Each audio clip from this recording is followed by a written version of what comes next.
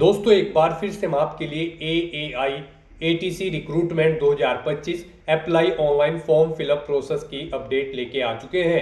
कैसे आप airports authority of India में junior executive air traffic controller ATC के लिए 309 वैकेंसीज के लिए अपने फॉर्म अप्लाई कर सकते हो। लास्ट डेट की अपडेट है, केवल एक दिन शेष रह गया है। आप जल्द से जल्द अपना फॉर्म अप्लाई कर ले, कहीं मौका हाथ से छूट न जाए। अंतिम समय में आपको कैसे अपना फॉर्म सबमिट करना होगा बिना किसी गलती के, पूरी जानकारी आपको इस वीडियो में दी जाएगी। ऑनलाइन आवेदन करते समय आपको कोई भी ऐसी गलती या फिर मिस्टेक नहीं करनी होगी जिसको करने से आपके एप्लीकेशन फॉर्म रिजेक्ट हो सकते हैं। और ऑनलाइन आवेदन करते समय आपको कुछ महत्वपूर्ण बातों का भी ध्यान रखना होगा, तभी आपके फॉर्म सक्सेसफुली सबमिट किए जाएंगे।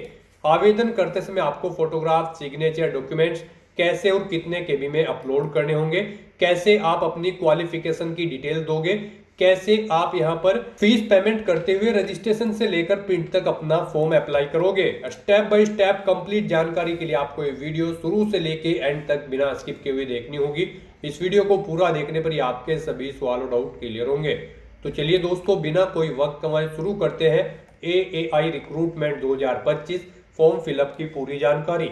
फॉर्म भरने से पहले आपको हमारी वेबसाइट IND सरकारी नौकरी के इस पेज पर विजिट करना होगा, जिसका लिंक आपको नीचे description plus first comment box में मिल जाएगा। और हमारे इस पेज पर विजिट करके आप यहां से AAI का फॉर्म अप्लाई कर सकते हो। एयरपोर्ट्स अथॉरिटी ऑफ इंडिया भारतीय विमानपत्तन प्राधिकरण AAI के अंतर्गत junior executive air traffic controller ATC की पोस्ट निकली हुई है।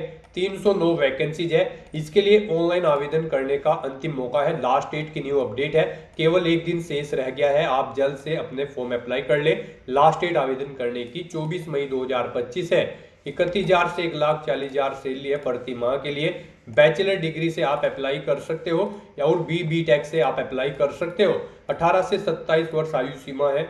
जनरल OBC WS के लिए 1,000 रुपये फीस है। SC/ST फीमेल को फीस जमा नहीं करनी होगी।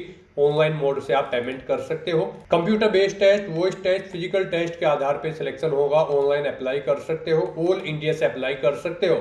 AAI.aero इसकी ऑफिशियल वेबसाइट है, जिससे आप ऑनलाइन अप्लाई कर सकते हो।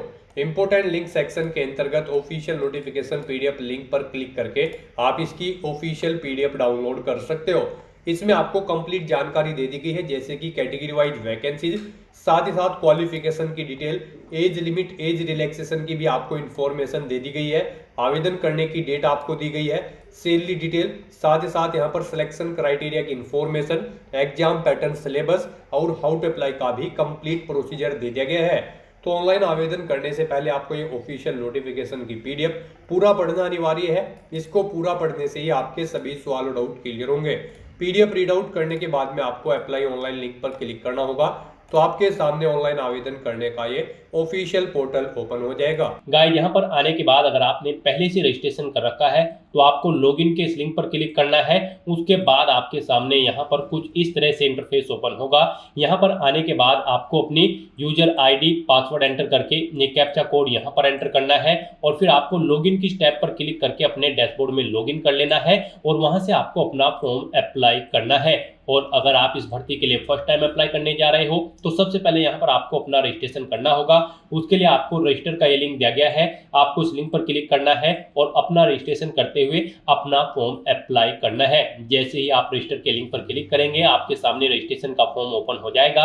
यहाँ पर आने के बाद सबसे पहले आपको पोस्ट का नाम सेलेक्ट करना है, junior executive air traffic control. उसके बाद यहाँ पर आपको अपना फुल नेम एंटर करना है, फिर आपको अपना मोबाइल नंबर यहाँ पर एंटर करना है।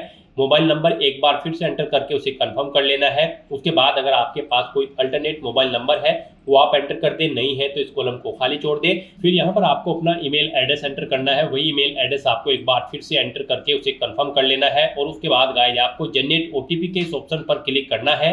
उसके बाद आपके सामने कुछ इस तरह से इंटरफेस ओपन होगा। अब आपको ये कैप्चा कोड यहाँ पर एंटर करना है और फिर आपको दोबारा से सबमिट के इस ऑप्शन पर क्लिक कर देना है। उसके बाद आपके रजिस्टर्ड मोबाइल नंबर और ईमेल ID पर 2 OTP गए होंगे, वो OTP आपको यहाँ पर एंटर करने हैं।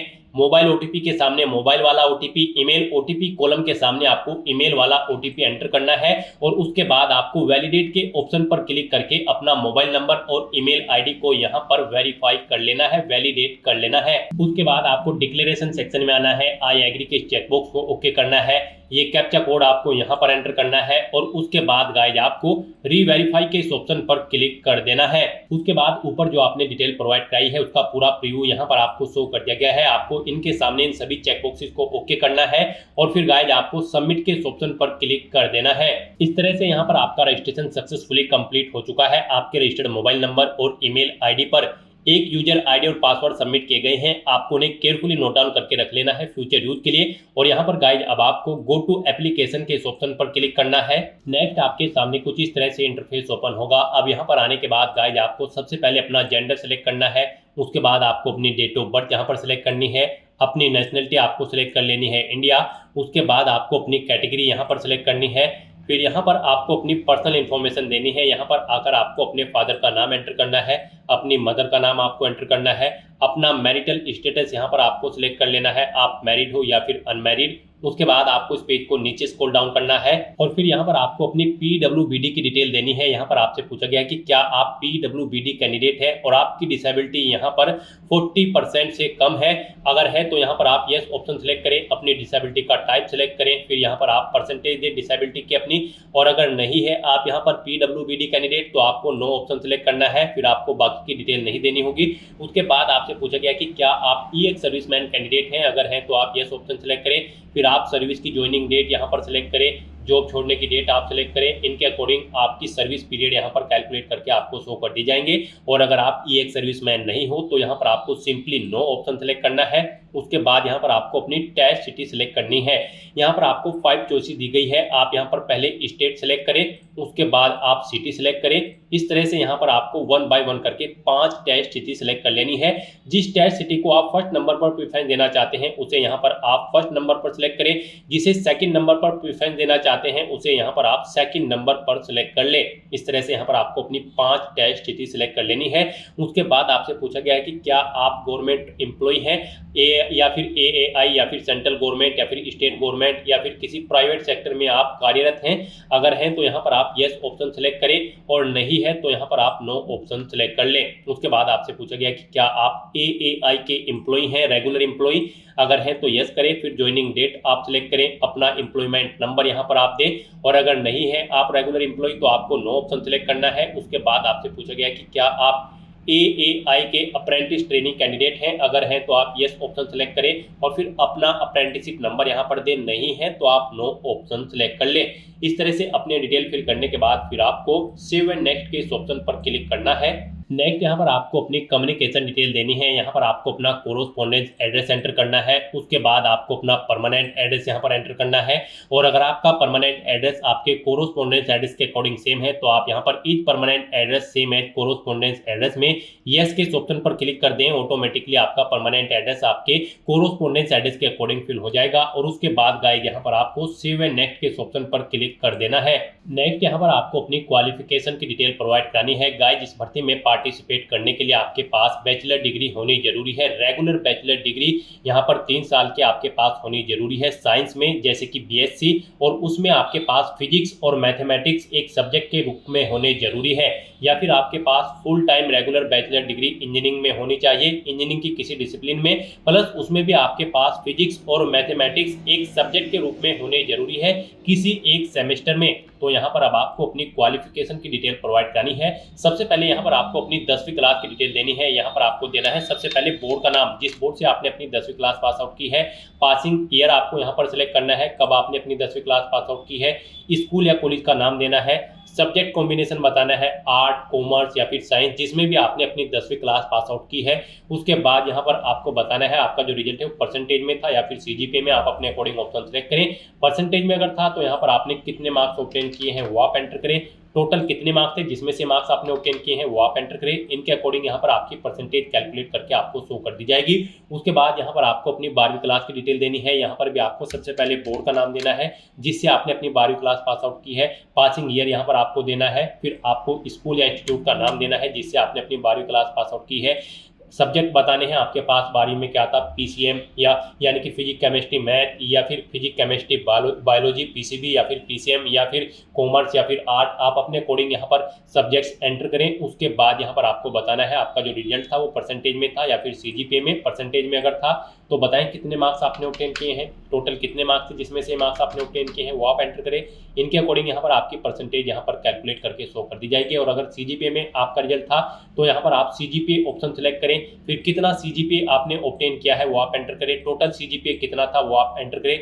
इसके अकॉर्डिंग यहाँ पर आपकी परसेंटेज कैलकुलेट करके आपको शो कर दी जाएगी। तो इस तरह से यहाँ पर आपको अपनी डिटेल देनी है। उसके बाद जो इसेंशियल क्वालिफिकेशन है यानी कि आपके पास 3 साल की रेगुलर बैचलर डिग्री होनी अनिवार्य है इस भर्ती में पार्टिसिपेट करने के लिए, और उसमें आपके पास फिजिक्स और मैथमेटिक्स एक सब्जेक्ट के रूप में होने जरूरी है। तो यहाँ पर आपको सबसे पहले बताना है आपकी जो बैचलर डिग्री है उसमें आप एपियर्ड हो या फिर पास आउट हो। Appeared final year appeared candidate भी एलिजिबल हैं, वो भी अप्लाई कर सकते हैं। पास आउट अगर आप कर चुके हो तो आपको पास ऑप्शन सेलेक्ट करना है। मोड ऑफ कोर्स बताना है रेगुलर एंड फुल टाइम। उसके बाद डिग्री का नाम सेलेक्ट करना है, आपके पास बीटेक है या फिर बीएससी इंजीनियरिंग की डिग्री है या BSc with physics and mathematics है। आप अपने अकॉर्डिंग यहाँ पर ऑप्शन सेलेक्ट करें। इंस्टीट्यूट का नाम या फिर यूनिवर्सिटी का नाम दें जिससे आपने अपनी ये डिग्री कंप्लीट की है, यानी कि कॉलेज का नाम आपको देना है। पासिंग मंथ और ईयर आपको यहाँ पर सिलेक्ट करना है कब आपने पास की है ये डिग्री। फिर यहाँ पर आपको बताना है आपके जो मार्क्स थे डिग्री में परसेंटेज में थे या फिर सीजीपीए में, आप अपने अकॉर्डिंग ऑप्शन सेलेक्ट करें। परसेंटेज में अगर थे तो कितने मार्क्स आपने ऑब्टेन किए हैं वो एंटर करें, मैक्सिमम कितने मार्क्स थे जिसमें से मार्क्स आपने ऑब्टेन किए हैं वो एंटर करें। इनके अकॉर्डिंग यहाँ पर आपकी परसेंटेज कैलकुलेट करके आपको शो कर दी जाएगी। फिर आपसे पूछा गया है कि यहाँ पर 10वीं और 12वीं में इंग्लिश आपके पास एक सब्जेक्ट के तौर पर था, तो यहाँ पर आपको यस ऑप्शन सेलेक्ट करना है। फिर यहाँ पर आपसे पूछा गया कि क्या आप इंग्लिश लैंग्वेज में स्पीक और राइट करना जानते हैं, यानी कि आपकी प्रोफिशिएंसी है इंग्लिश लैंग्वेज में, तो यहाँ पर आपको यस ऑप्शन सेलेक्ट करना है। उसके बाद अगर आपने कोई हायर क्वालिफिकेशन कर रखी है जैसे कि कोई पोस्ट ग्रेजुएशन या फिर पीएचडी की डिग्री, तो उसकी डिटेल भी आप यहाँ पर सेम ऐसे ही प्रोवाइड करा सकते हैं any other higher qualification detail के सेक्शन में। और उसके बाद आपसे पूछा गया कि क्या आपको एक्सपीरियंस है, अगर है तो आप यहाँ पर यस ऑप्शन सेलेक्ट करें। उसके बाद ऐड न्यू रो के इस ऑप्शन पर क्लिक करें, ओके करें और फिर यहाँ पर आप अपने एक्सपीरियंस की डिटेल प्रोवाइड कराएं, जैसे कि नेम ऑफ द ऑर्गेनाइजेशन, किस ऑर्गेनाइजेशन में आप कार्यरत थे, टाइप ऑफ ऑर्गेनाइजेशन वो प्राइवेट थी, गवर्नमेंट थी, पीएसयू थी या फिर एटोनिमस बॉडी थी, आप अपने अकॉर्डिंग ऑप्शन सेलेक्ट करें। पोस्ट का नाम दें जिस पोस्ट पर आप कार्यरत थे, कब से आपने जॉब स्टार्ट की थी वो डेट सेलेक्ट करें, कब तक की थी वो डेट आप सेलेक्ट करें। इनके अकॉर्डिंग यहाँ पर आपके एक्सपीरियंस की लेंथ कैलकुलेट करके आपको शो कर दी जाएगी। और गाइस अगर आपको एक्सपीरियंस नहीं है तो आप नो ऑप्शन सेलेक्ट करेंगे, आगे की डिटेल आपको देनी नहीं होगी। और उसके बाद इस तरह से अपनी ये सभी डिटेल्स यहाँ पर फिल करने के बाद फिर आपको सेव एंड नेक्स्ट के ऑप्शन पर क्लिक कर देना है। नेक्स्ट यहाँ पर आपको अपना पासपोर्ट साइज फोटो और सिग्नेचर अपलोड करने हैं। उसके लिए आपको क्लिक है तो अपलोड के ऑप्शन पर क्लिक करना है। फिर यहाँ पर आपको गाइडलाइन दी गई है, इनके अकॉर्डिंग आपको अपना फोटो और सिग्नेचर अपलोड करने हैं। गाइस आपको दी गई गाइडलाइंस के अकॉर्डिंग अपने ये डॉक्यूमेंट अपलोड करने हैं, अदरवाइज आपका एप्लीकेशन फॉर्म रिजेक्ट हो सकता है। यहाँ पर आपका फोटो 100 KB से 200 KB के बीच में होना चाहिए, जेपीजी या फिर जेपीईजी फॉर्मेट में होना चाहिए। डायमेंशन उसकी 3.5 सेंटीमीटर इंटू 4.5 सेंटीमीटर होनी चाहिए। तो आपको drop file share slash browse to upload के ऑप्शन पर क्लिक करना है, फाइल को सिलेक्ट करना है और अपना फोटो यहाँ पर आपको अपलोड कर देना है। उसके बाद आपको अपने सिग्नेचर यहाँ पर अपलोड करने हैं, उसके लिए भी आपको क्लिक है टू अपलोड के ऑप्शन पर क्लिक करना है। सिग्नेचर आपके 80 KB से 150 KB के बीच में होने चाहिए, जेपीईजी या फिर जेपीजी फॉर्मेट में होने चाहिए। उसके लिए भी आपको drop file share slash browse to upload के इस ऑप्शन पर क्लिक करना है, फाइल को सिलेक्ट करना है और अपने सिग्नेचर को यहाँ पर आपको अपलोड कर देना है। गाइस यहाँ पर अगर आपका फोटो और या फिर सिग्नेचर छोटे या फिर बड़े हैं, आप उनका साइज यहाँ पर दी गई गाइडलाइन के अकॉर्डिंग सेट करना चाहते हैं तो आप गूगल पर जाएं, वहाँ पर इमेज रिसाइजर टाइप करें, मल्टीपल्स वेबसाइट ओपन होगी, ऑनलाइन वेबसाइट, वहाँ पर आप अपना फोटो सिग्नेचर अपलोड करें और दी गई गाइडलाइंस के अकॉर्डिंग उनका साइज यहाँ पर आप रेडी करके उन्हें फिर आप अपलोड कर दें। अपना फोटो और सिग्नेचर अपलोड करने के बाद आपको व्यू के लिंक पर क्लिक करके इन्हें व्यू कर लेना है। उसके बाद यहाँ पर आपको आपकी कैटेगरी के अकॉर्डिंग एप्लीकेशन फीस का अमाउंट शो कर दिया जाएगा। गाइस यहाँ पर हम आपको बता दें, जनरल ओबीसी ईडब्ल्यूएस कैंडिडेट को 1000 रुपये फीस देनी है, एससी एसटी फीमेल कैंडिडेट के लिए कोई फीस नहीं है। तो यहाँ पर आपको आपकी कैटेगरी के अकॉर्डिंग फीस का अमाउंट शो कर दिया जाएगा। अगर आप रिजर्व कैटेगरी के अंतर्गत आते हैं तो आपको फीस जमा नहीं करानी है। अब आपको इस पेज को नीचे स्क्रॉल डाउन करना है, डिक्लेरेशन के सेक्शन में आना है, इन चेक बॉक्सेस को आपको 1 बाय 1 करके ओके कर देना है और फिर आपको ये कैप्चा कोड यहाँ पर एंटर करना है और उसके बाद आपको प्रीव्यू के ऑप्शन पर क्लिक करके अपने एप्लीकेशन फॉर्म का प्रीव्यू चेकआउट कर लेना है। और अगर कहीं पर कोई मिस्टेक है तो आप बैक बटन पर क्लिक करके एडिट कर सकते हो। और अगर सभी चीज़ें ओके हैं तो बस यहाँ पर अब आपको सबमिट के इस ऑप्शन पर क्लिक कर देना है। इस तरह से यहाँ पर आपका एप्लीकेशन फॉर्म सक्सेसफुली सबमिट हो जाएगा अगर आप रिजर्व कैटेगरी से बिलोंग करते हो। और अगर आप जनरल ओबीसी ईडब्ल्यूएस कैंडिडेट हैं तो पहले आपको फीस पेमेंट करनी है, उसके बाद आपका फॉर्म यहाँ पर सबमिट हो जाएगा।